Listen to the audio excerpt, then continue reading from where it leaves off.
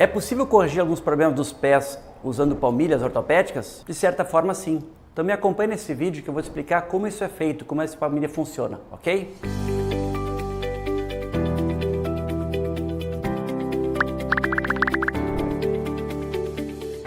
Olá, seja muito bem-vindo, muito bem-vinda ao Simplificando Ortopedia.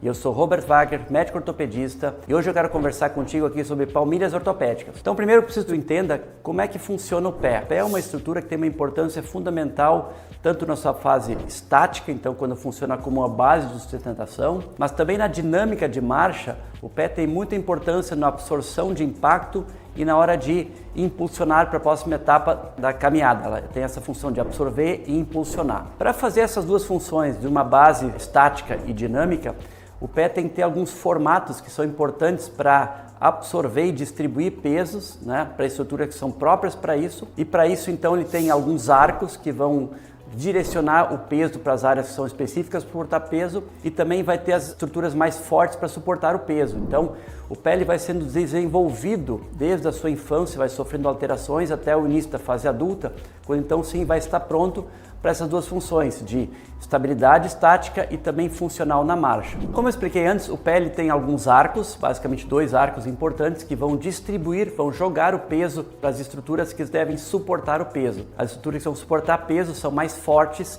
e na hora que tem o impacto em cima elas não sofrem com isso. Quando existe uma alteração de formação no pé, vai perdendo esses arcos, ocorre uma falha na distribuição de peso e começa a haver uma sobrecarga de algumas estruturas. Isso então vai provocar alguns problemas, como dores nas articulações, tendinites, vai haver um desvio do eixo, o joelho e o tornozelo vão desviar da sua posição anatômica e vai haver uma sobrecarga de peso numa determinada região dessa articulação. E isso então pode acelerar, provocar desgastes mais precoces. Se tu chegou até aqui, deve estar achando esse conteúdo útil, então rapidinho te inscreve aqui no canal, dá o teu joinha, ativa a notificação para a gente continuar falando um pouco mais sobre as palmilhas ortopédicas. Então o objetivo da palmilha ortopédica é justamente restabelecer a anatomia mais próximo do normal, tentar refazer aqueles arcos para jogar o peso para o local adequado. E hoje existe tecnologia muito interessante para ajudar a fazer a palmilha de forma muito individualizada, para cada necessidade. Quais são as situações mais frequentes de se indicar usar uma palmilha? Basicamente assim, nos pés cavos, nos pés varos, quando existe uma situação de